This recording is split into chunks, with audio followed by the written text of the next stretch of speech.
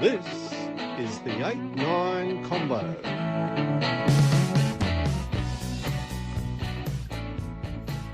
This is the 8-9 Combo. I'm Brett McKay. This is Harry Jones. Hello, mate. We're back. Have you enjoyed your week off? It wasn't much of a week off. I am so obsessed by the sport that we are into. I do want to reach out right now up the top before I forget to Sindiswa Simba, who we call Cindy, the media coordinator for South African Rugby, who, even though I'm a rogue and a renegade and a rugby rebel and really sometimes a pain in the arse, set me up for both of the Aussie tests, the Wallaby tests against the Springboks in Josie and then in Cape Town, with maximum access. And by the way, we jest a lot about travels and stuff. I always pay my own way and I get tickets to these games. But when I can get accreditation, that other ticket goes to someone lucky. And so yes. I think it's brilliant. And I just like it when unions recognize this media, this thing we do. Because quite frankly, the guys from the newspapers are going to go, but we can bring a whole new set of lights. And I think 8-9 Combo, it's built on you and I. This is the perfect straddle. I really do follow Australian rugby. You really do follow South African rugby. We're not these, so who are these guys? We're ready. So what's a stormer? Yeah. So you're going to join. Look at what you're wearing right now, for God's sake. It's back. It's back. So you're going to join the lanyard wearers at Ellis Park. I'll be straddling. I'll be with Ringo actually, but I'm going to go to press conferences because I do like the super tense question for Harry Wilson and Joe Schmidt. That's super fun.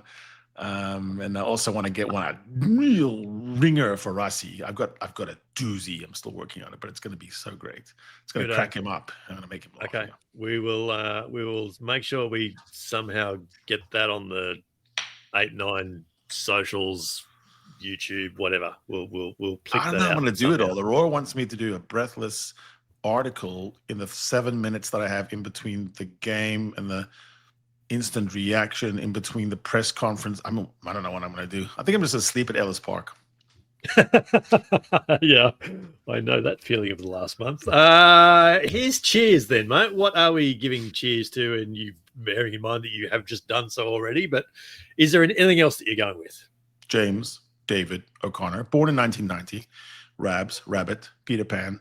He's played 10, he's played 12, he played 11, played 14, played 15. He's played closer for the Crusaders. He played for the London Irish, Sales, Sharks, Western Force, Toulon, Rebels, Reds, West Harbour, Brothers, Crusaders, and the Tigers. Soon a Wallaby at 18, now 35.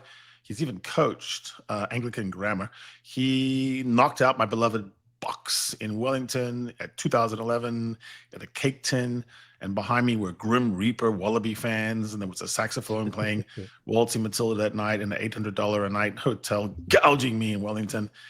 James O'Connor, listen, I cheers to a guy who's rolled with the punches, reinvented himself several times, always seems to have a smile, never seems to sort of take anything too seriously, and yet he's a serious cat. And I think he makes the Wallabies the early favorites. The redemption stories are pre-written.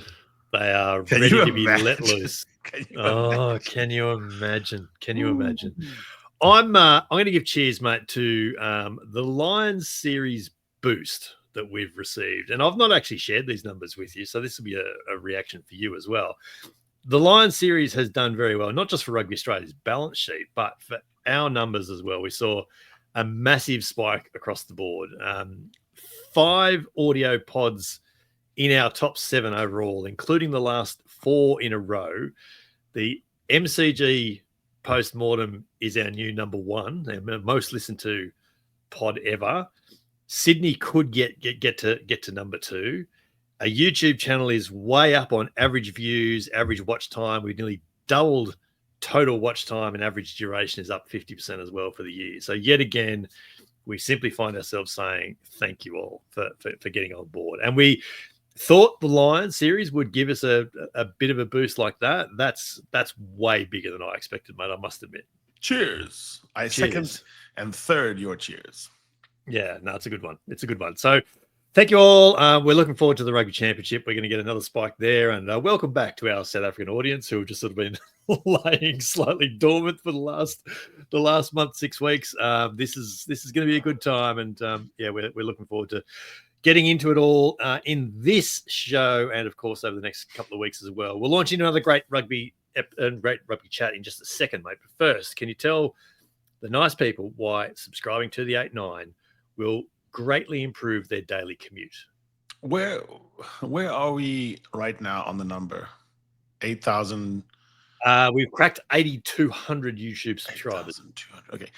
Yeah. If you will take us guys up to 8,500, I will ask a question at these press conferences that will change rugby forever. And I will say your name as I understand it to be, if you can deduce what it is. What could possibly go wrong? That's all I can say there. If you are watching us on the YouTube channel, then hit the red subscribe button down there. Leave your comment and your question for said press conference down there in the comments as well. If you listen to us on Spotify, Apple Pods, any of the podcast platforms, then hit like, hit follow, hit subscribe as you need to.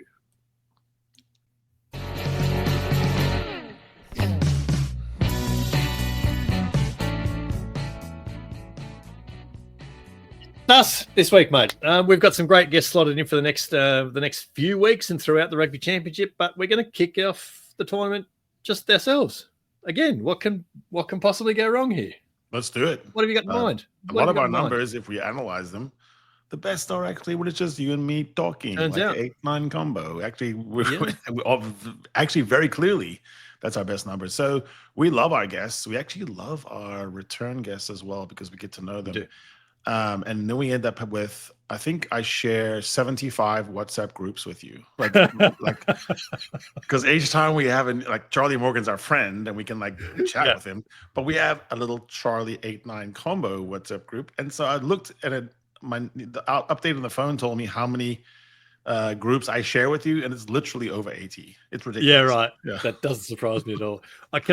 Let me give a shout out to Charlie Morgan. He wrote a piece in the Telegraph just in the last day or two, talking about these new LED powered mouth guards that are going to be used through the Women's World Cup, I think it is, and it's going to be, they've been trialed already in Major League Rugby and things like that, but the line he wrote was LED mouth guards were trialled successfully in Major League Rugby and in the Under-20s World Championship this year, receiving the green light to be rolled out further.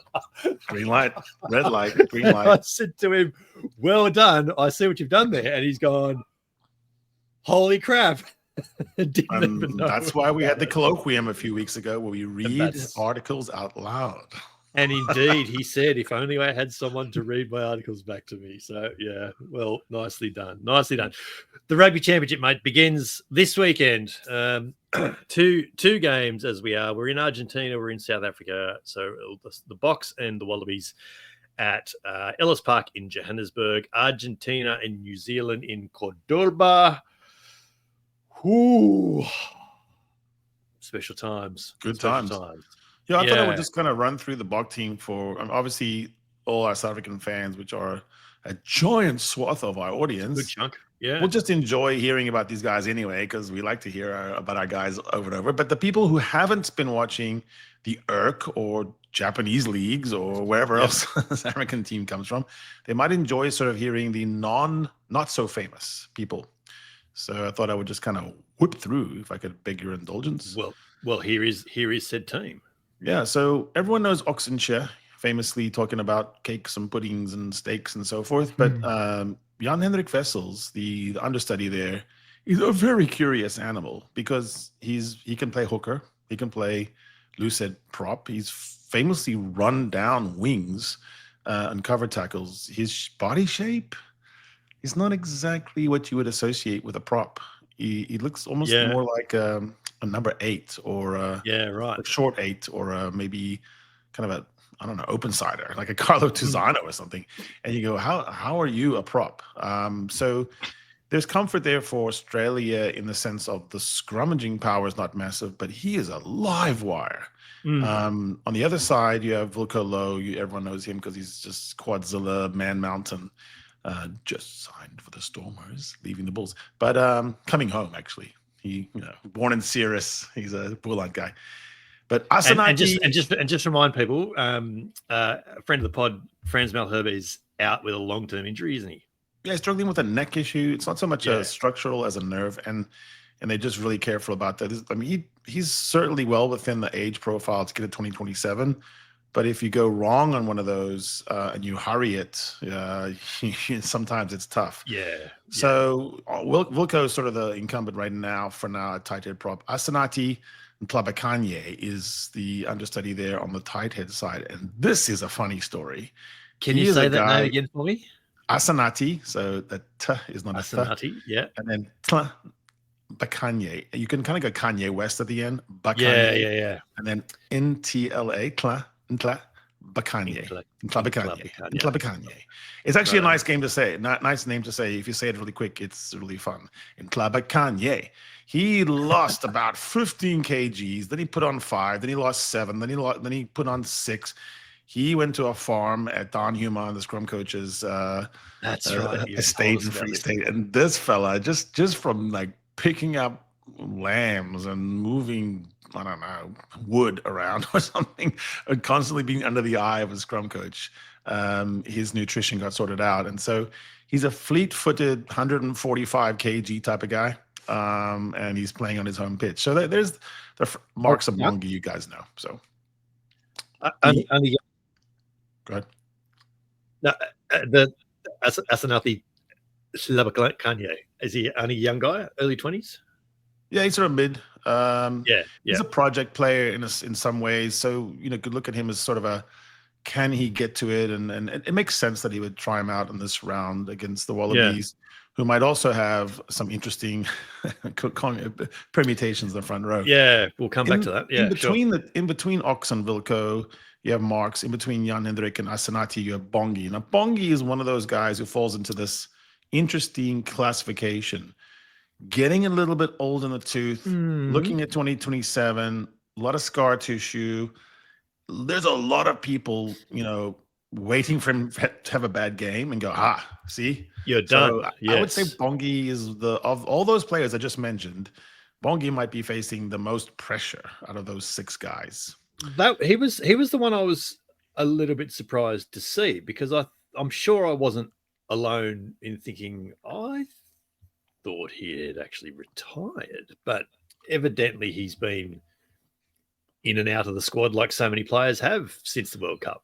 But I think he's one of those ones. You'll just put a circle around that, with the same thing you do with Franco Mostert, who's on the bench. Yeah.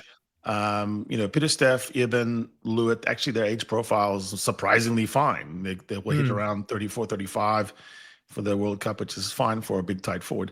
On the open side, you have Marco van Staden.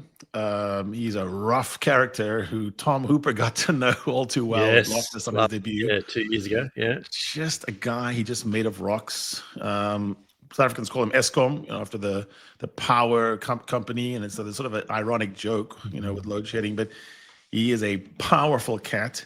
And then Kwagga Smith, also well known. The interesting fact here is that Siya Kolisi is probably going to be replaced by Andre Esterhuizen as the 8 when he goes off. He doesn't usually go all 80. And so a back will then go into the forward pack for real. He'll pack down, he'll do the carries, but he'll even do the number 8 carries, Andre Esterhuizen, from the start. He's bigger than Siya. He's bigger than Marco. They're carrying in the same sort of channel anyway, aren't they? Andre will stay right in the middle. Yeah. Siya carries now in the trams, and Peter Steff actually goes in the trams as well. So this is the Tony Brown attack, where you have very wide forwards. You saw Peter Steff the toy going up against Corobete for a high ball. That's true. That's commonplace now. So interesting there is Andre Esterhuizen. He is bigger than Marco, Siya, bigger than Marks. I mean, he's a big back. So he's a big boy. Yeah. Yeah. So that's that forward pack. And then in the back line, the interesting thing is it's not a statement of underdogism, because I know the Boks are the favorites. But Grant Williams, Mani Lubbock, and Afalele Fassi, that's a low cap count compared to James O'Connor, Nick White, and Nick and Tom Wright.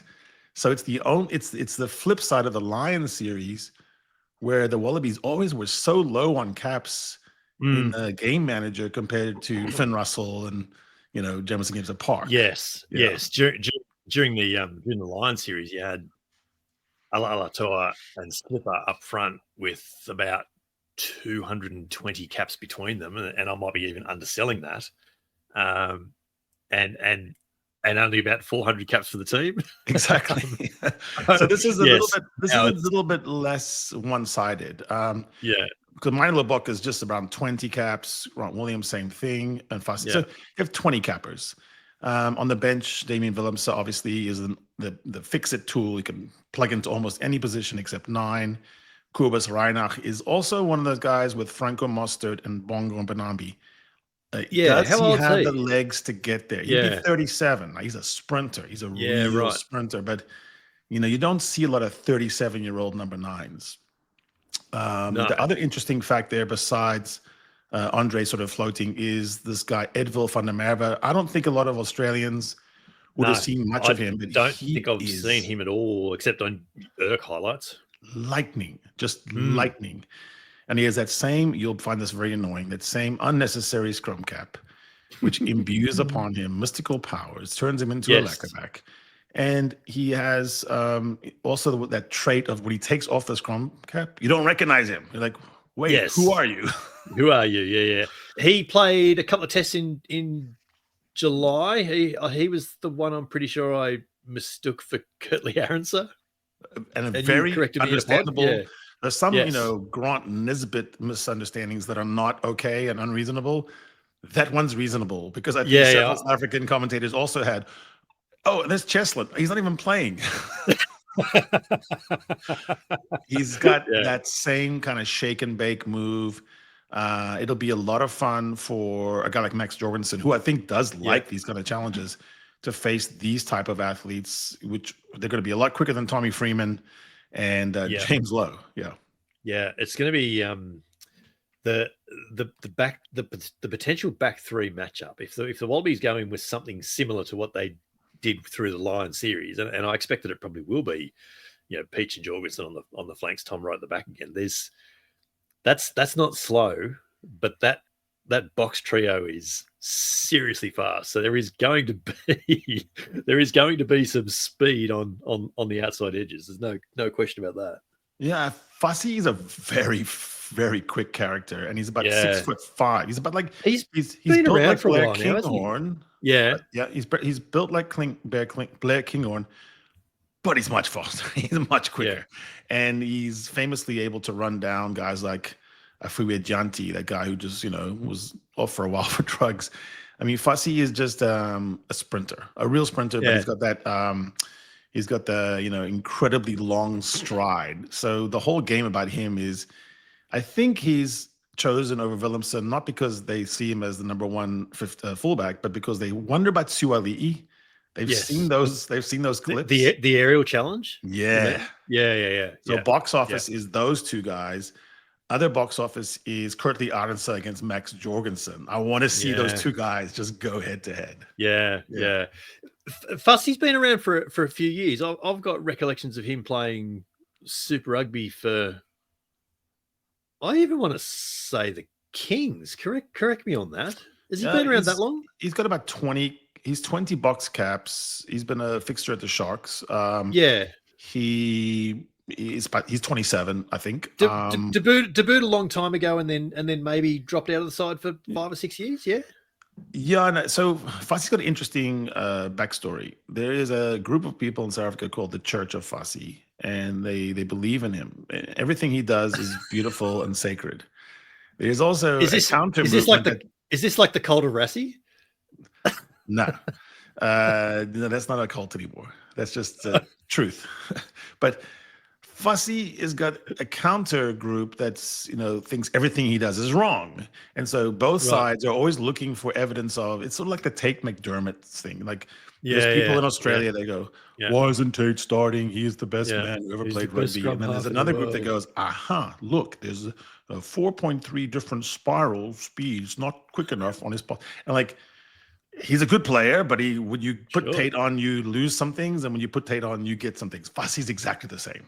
Yeah, right. What you get from Fassi is I really have never seen him lose an aerial contest. It's a bit like Folau. You go, Yeah. you're so surprised when he loses because he's 6'5", long wingspan, and he can jump.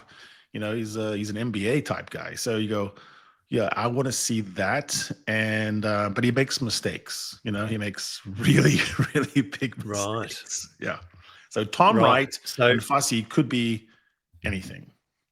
So there's turnover opportunity is what I'm hearing.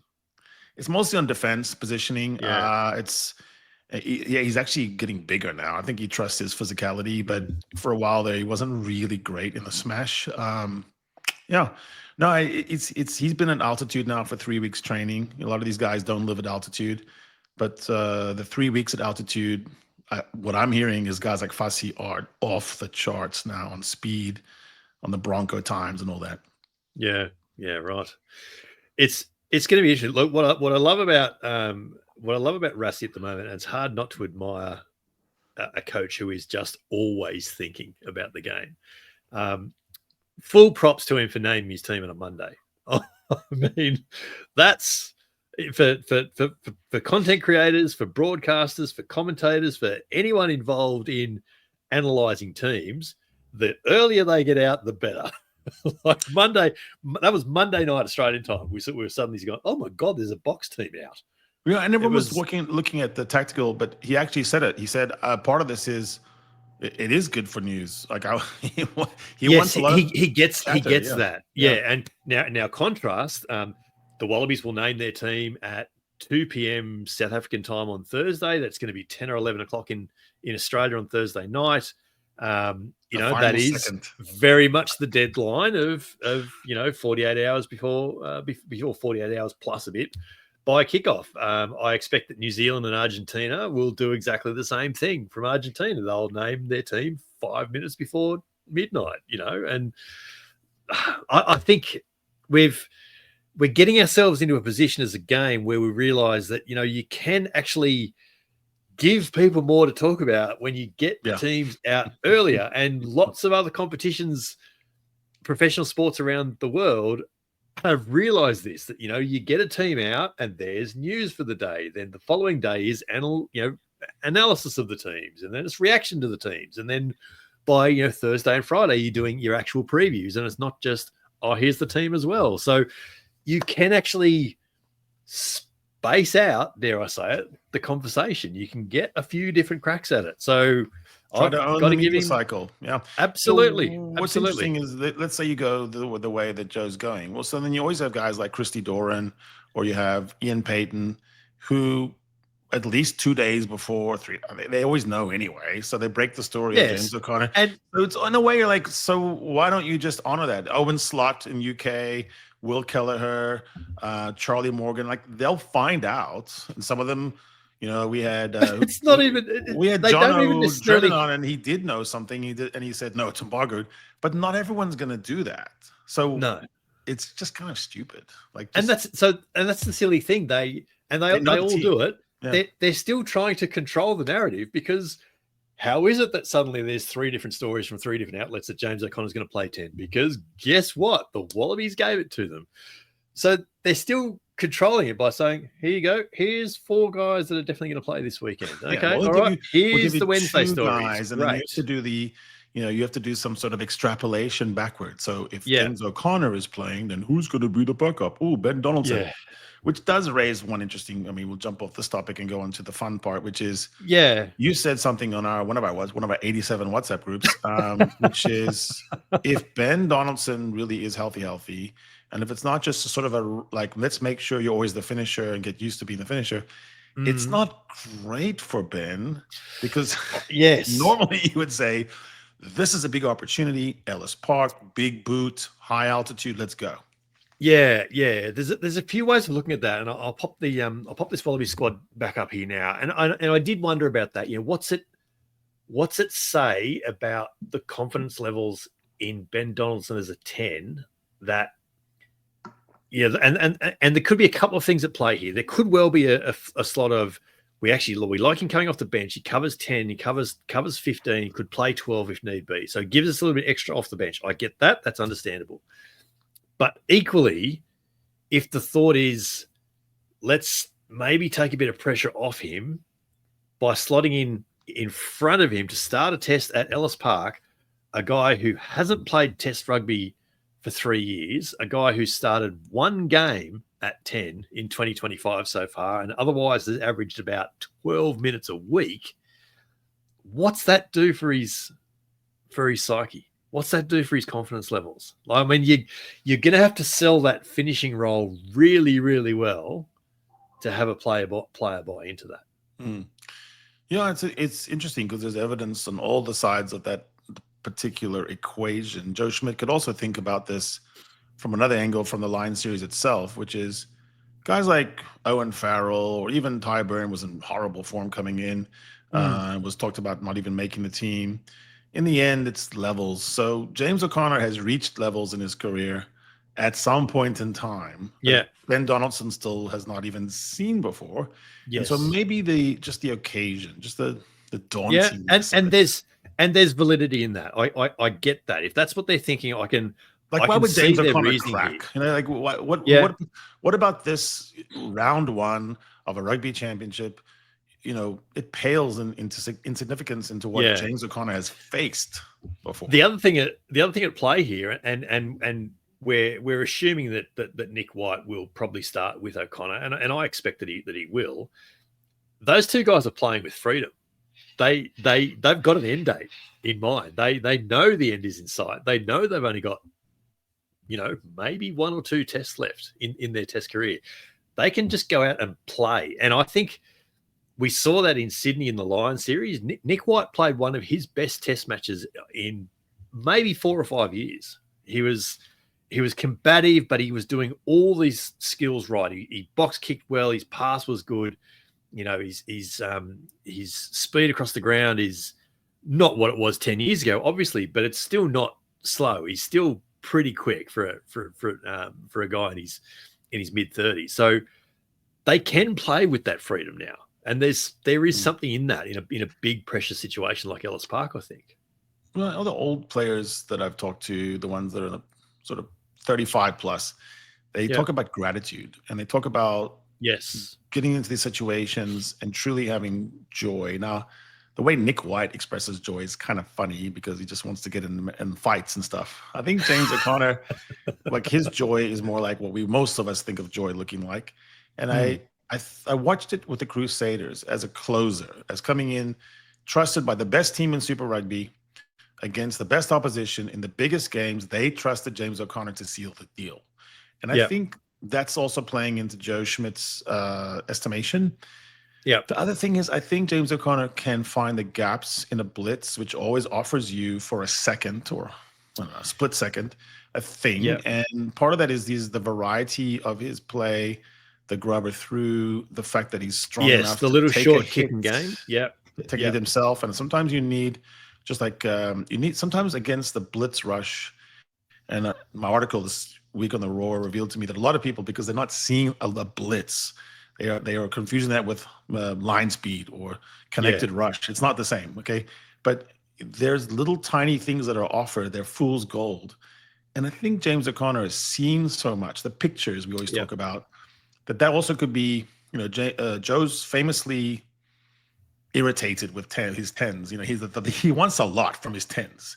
And if you're not able to express that and articulate that in a meeting with a book, with your shirts and pants, like not even like when you're on the field, he wants you to instruct the team. And maybe it's as simple as that. Maybe James and instruct the team from Tuesday. Yeah. Like here's the play. When I say red cowboy, or when I say Joe Blitz or whatever, they want to be able to explain and articulate it.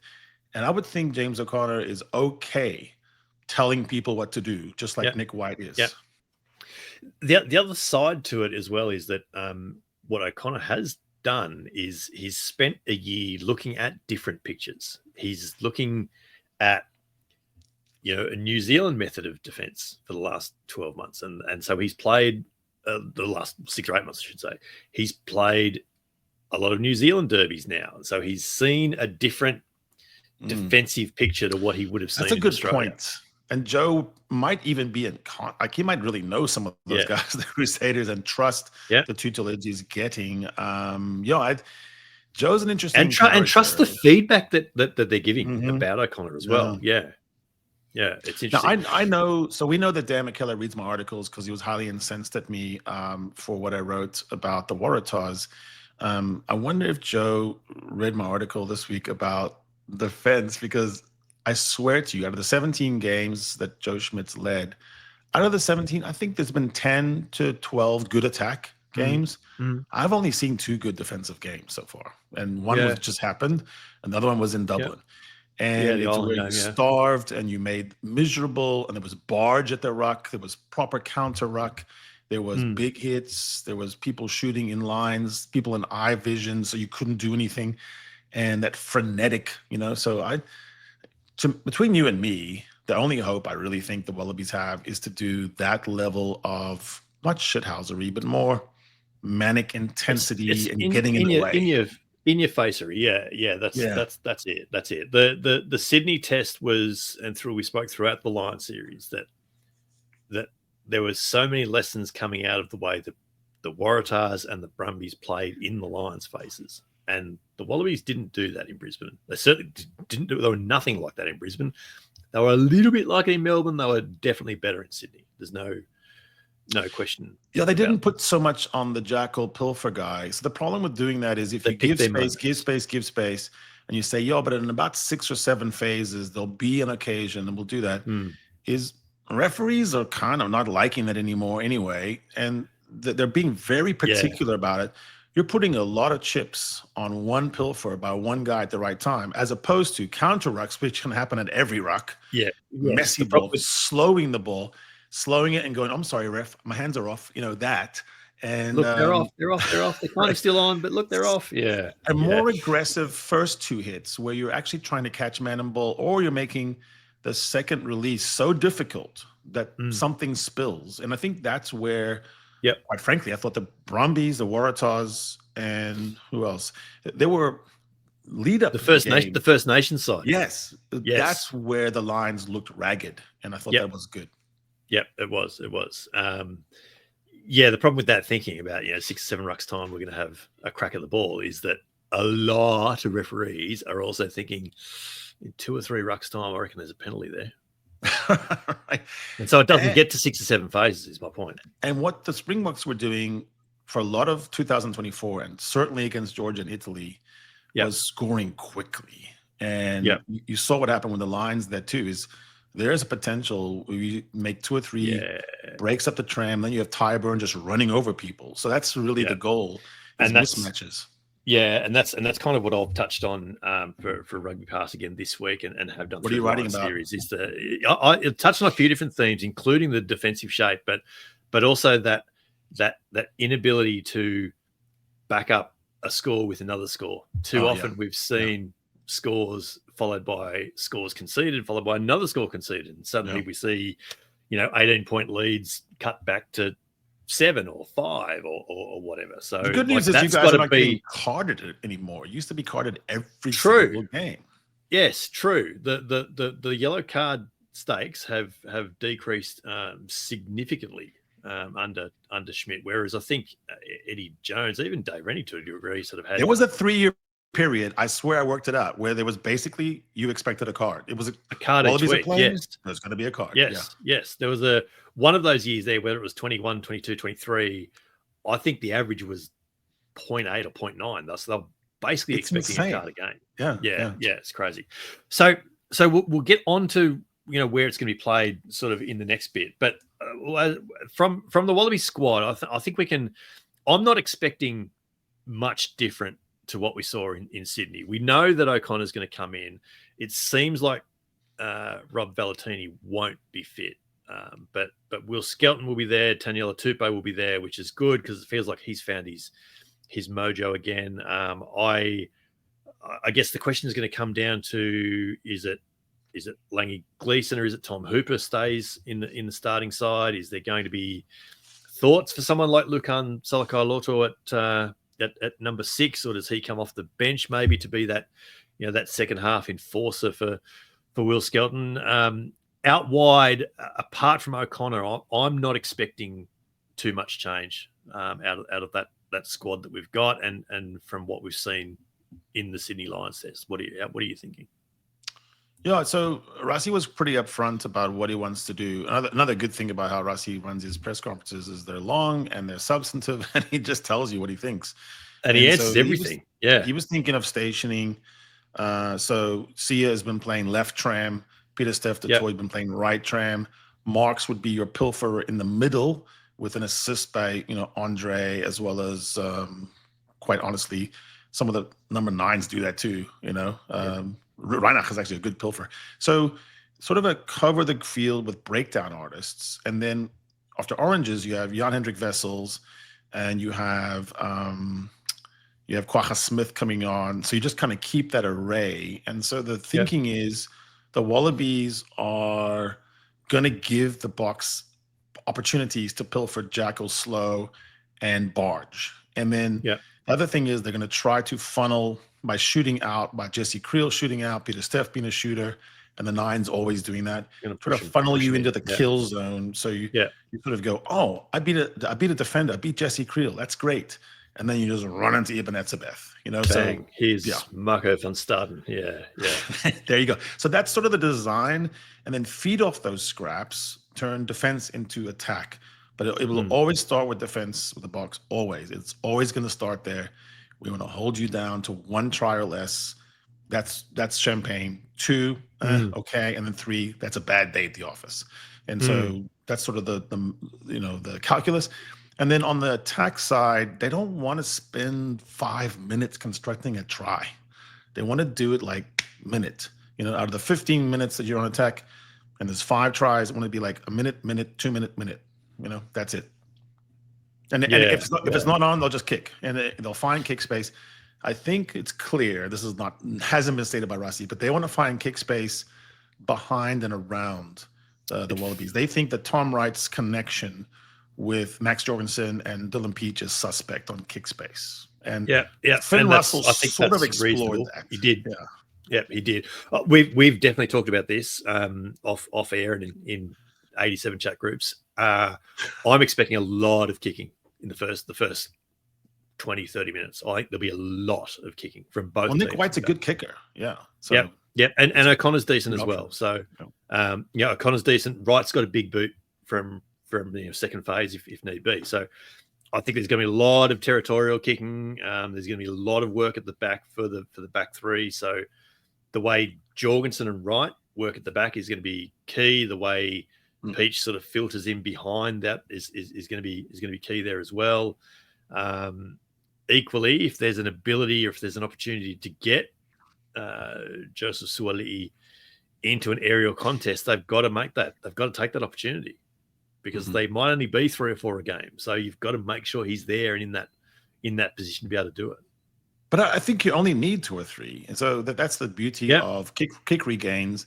Remember in Sydney, was it 2 years ago, when Jaden Hendricks puts up a perfect box? It's a nothing play. Nothing's going on. Yeah. Keenan Moody, 20 years old, swoops in, takes it out of the sky, and runs in untouched. And then you think that's the most economical way to score a try and run. Yeah. and equally, the 23 Bledisloe that we were both at, the Wallabies turned that into a contestable situation and got some pay out of it. So the good thing is it's being played in Johannesburg, so the Australian fans won't boo you for box kicking. It's like, this is good, smart rugby, guys. A regain kick is the quickest ball of all. The ball's gonna hang a bit. On the topic of the balls, this is going to be interesting. Rhino. Yes. So it was only late last year we applauded universal Gilberts across the board. Suddenly South Africa have switched to the Rhino ball this year. Does it fly any different? What do we know? Give me the ball intel. I'm a student of ball flight. Here's the most pertinent info for this game is Mani Lubbock loves the Rhino ball. Yeah, He's been stroking it. So Mani, I'll give you a deduction because I don't know, but Manie Libbok is a high ball kick flight. He's like a driver in golf who Like a tees high it up launch really, iron. really Yeah, high. yeah. Yeah. And then, the launch height on that little telestrator is ridiculous. Yeah. It's over He's- everything. Yeah. And so when he misses, the compounding error of whatever spin he has on it, because it's so high, is terrible. It's a bit like Sasha. It's just like, wow. I mean, you almost kicked it out of the stadium. And something about, and so some drivers in golf hit better when you swing like crazy, and some don't. And some ball, you have balls that compress differently. Apparently, the Rhino ball loves a really like a thump, like just a sick, just a really big thump. Yeah. I haven't. I obviously haven't seen one of these new ones, but Rhino balls have been around for a good while, and my recollection is that they're pretty similar to the Gilbert in feel, in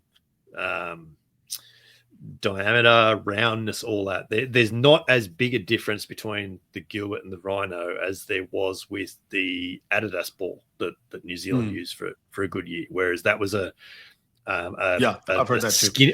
A skinnier feel, more like a rugby league Steve ball. It's just skinnier. It feels different in the hands. Yeah, I've heard that there's less difference. The other thing, so we talked about the tee work. Manie Libbok and Willemse as well are known for their kicks out of hand, the no look, the scuff, the outside of the boot, all that stuff. Apparently, Manie really likes how the Rhino ball feels. Just feels on the foot, on the hand, like when you're playing with it. So this is interesting. And Manie Libbok being chosen here on the high felt, very quick field, should suit his game. He played in Pretoria for a while. And the other thing that I didn't really mention was Kanan Moody, that the scourge I just talked about. He's coming off the bench. And so these things, Fussy and Moody, which are optional picks, that was not, I feel like those are Suali'i prevention guys. Because if you put Fussy and Moody on the field at the same time, they're both the same size as Suali'i. Yeah, it's fair. It's interesting. If the good people of Rhino are listening or watching and wanted to furnish us with a ball we can talk more in depth about, get in touch. Hit us up in the DMs and we'll wax lyrical about your ball. How are we seeing? We've sort of touched on about your ball is a dangerous phrase, man. It was not plural, just one ball. No, just the one. What are we expecting? South Africa have picked a big team, but a fast team for Ellis Park. So it's a speed team. What do you think is there? Like earlier through the Lion series, you were wondering whether the Boks would play, a physical game at Ellis Park and then play a almost 7 style in Cape Town. Do you think he's maybe flipped that a little bit? Yeah. I think most of us were thinking that, and then now we realize, we're flipping it around. Interesting. There's no Archie Snyman on the bench. That makes it big. There's not a big 8. There's not a big 8 named. Marco's not a big guy. On the bench, you have guys like Kwacha, which make you very, very small compared to the Wallabies. So, and you have at 9, 10, and 15, you have speed. So that's the quickest. That's the quickest 10. That's definitely the quickest 9. I think Eddie Jones said that Ron Williams would win a 100-meter race by 5 meters over every 9 in the world. I think he might be right, but Fussy might be quicker. So I think that speed. They're going to want to put a lot of movement on Will Skelton, Tanyela Tupu, and if Tom Hooper's on, they want to just move these guys around and just. So to literally flip the script of 25 years, 35 years of Wallaby plans for the Boks.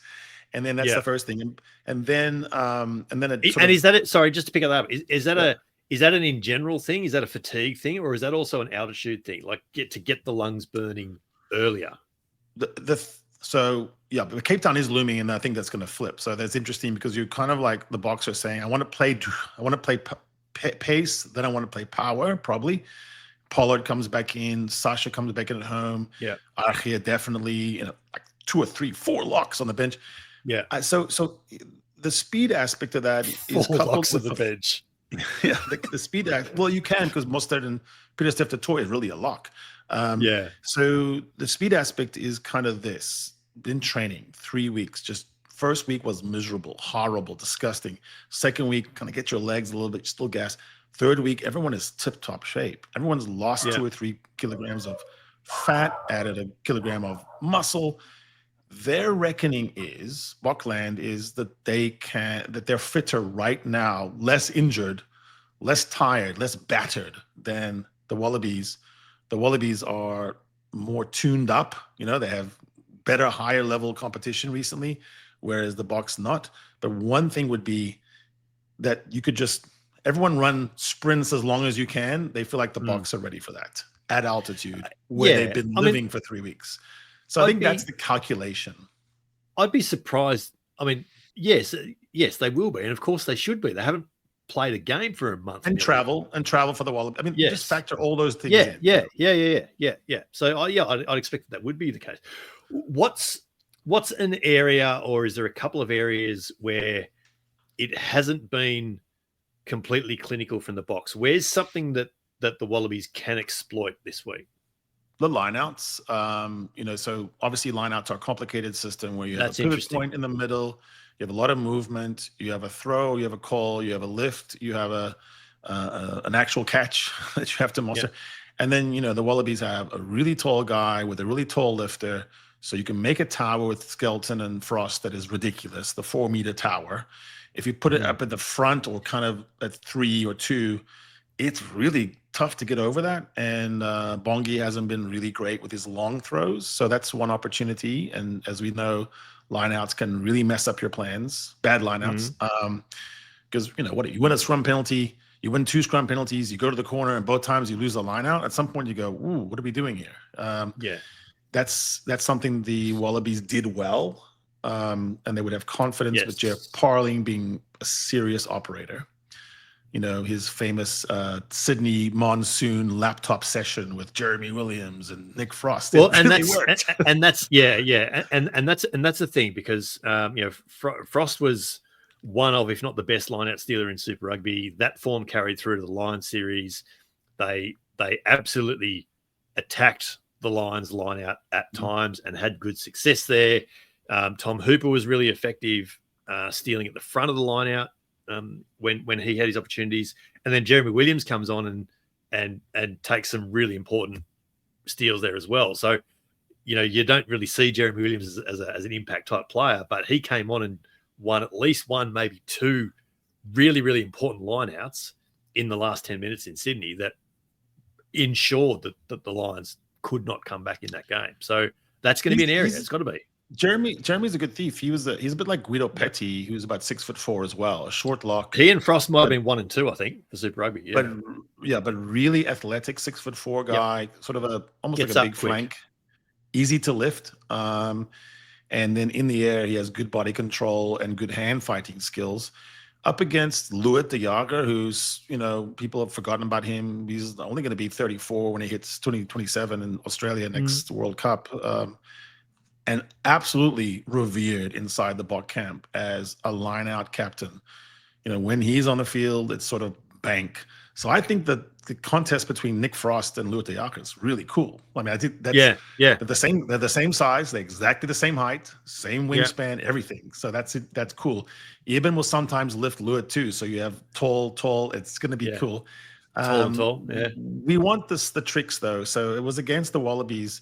You referenced on Marty Devlin's show with sort of like the 2 towers, and one Ben Jason Dixon caught it and threw it back to Eben, who was just enough behind where it was not forward. And Brisbane last year. So, so you're looking for that, but I still think that's an opportunity. The other one would be, I suppose, the breakdown is still going to be a real. I still would rate a guy like Fraser McWright as a pure open sider. Just talking about getting over a ball, really good. And so that's what I'd say the Boks are on the watch out for. Is they have tried to McWright proof and Tizano proof the breakdown, and Bokland is viewing this as a wonderful breakdown test. Yes, and that's going to be interesting. I wonder how much work the Australian back rowers have been doing in terms of the picture they're presenting, in terms of their speed onto the ball, because as we discussed, if about the only thing that Carlo Tizzano got wrong in Melbourne was that he was about, a fraction of a second just too late. He just didn't quite get that, them's the margins that he needed, and that's the margin. Yeah, absolutely. So, how much work have they done on that, knowing that the box clean is going to be as tough, at least, as what the Lions showed them? In many respects, the Lions series is the perfect warm up for what they're going to get over this next month against the Box and then Argentina as well.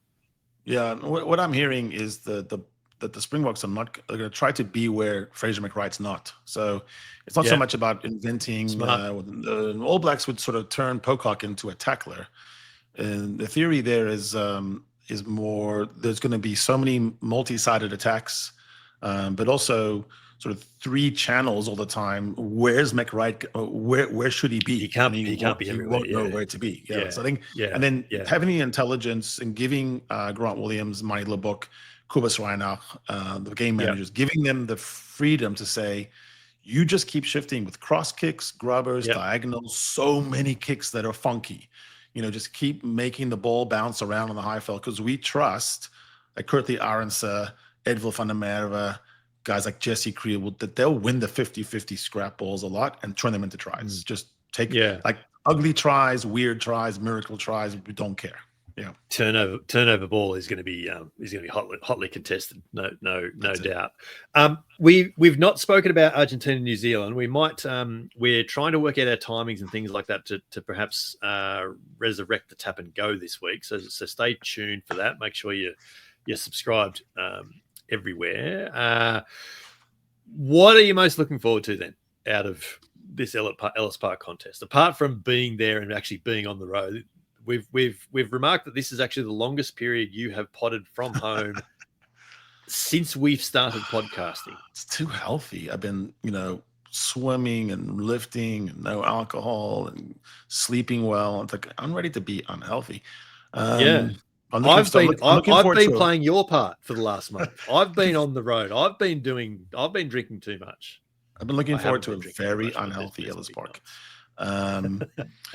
And I've got so many things lined up. So I think just the people reuniting with so many people, from Pretoria, from Gauteng, from Josie area, and then also going home and really reuniting with like actual friends. Yeah. The game though, I always like the ferocity of the first 20 minutes of a test match in South Africa, no matter who it is, because no one is safe from that ferocity. It's just going to be applied like a blowtorch to your arse, and that's just the way it is. Tom Hooper put it so well this week. He said something like, I'm looking forward to it because I think I was a boy last time. He goes, no, I'm a man. And I think he looks back and goes, yeah, I was not ready for that first 20 minutes at Loftus in 2023. Because how can you said, hey, good luck there, Tom.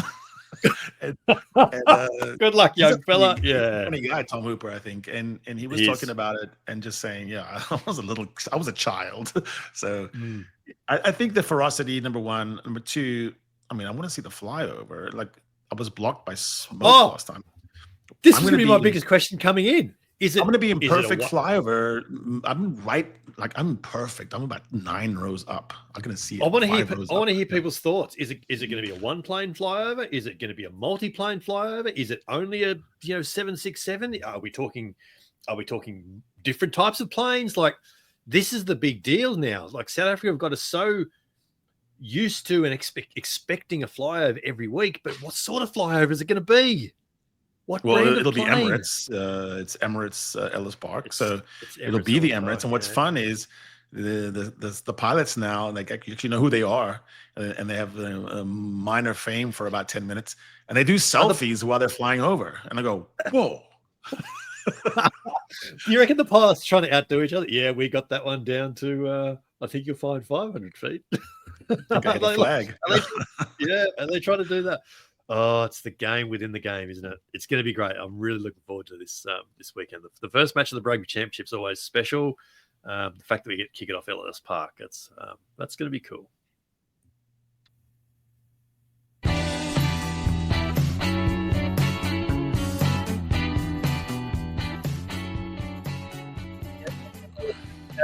Jones, that was enjoyable, mate.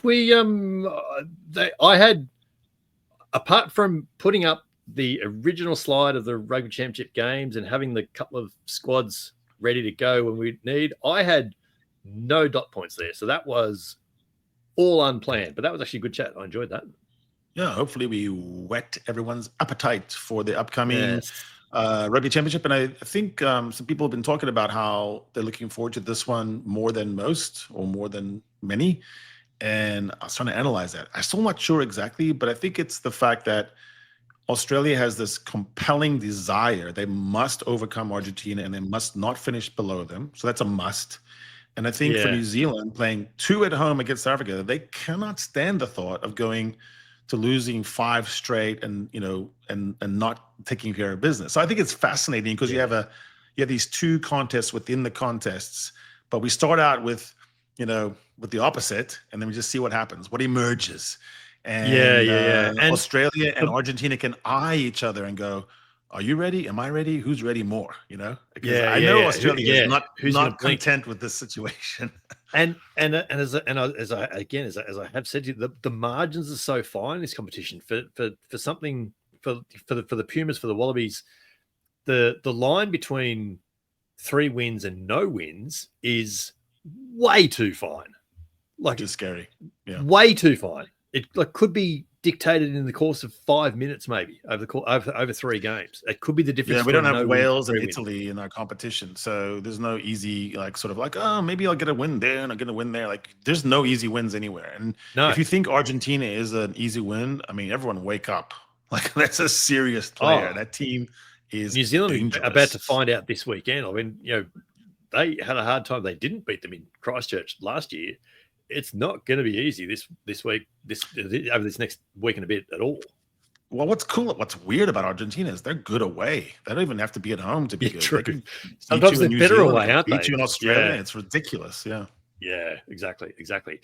So games of the week is now essentially just the Rugby Championship games from here on. The NPC is underway in New Zealand. The Curry Cup has been going for a few weeks in South Africa, and actually next weekend I might get you to sort of tell me how the Curry Cup's been restructured again this year. It's not happening this year. Western Province is not competing. Western Province have started slowly again. Yeah, gotcha. Okay, understand. But I will support Bourland, the Cavaliers, and I might even go to the kickoff in Wellington, my old hometown, to go see Bourland play the Bulls, and then still get back in time to the DHL. Okay, yeah, fair. But the Tap and Go is going to be back in the Rugby Championship, guys. We are working on a time zone and a time frame that is applicable for your transit. This is the joys now. We're not just dealing with my travel, it's actually your travel. So it will be out sometime Friday is our plan. And I realize that gives us about a 36-hour window, but that is our plan at this stage.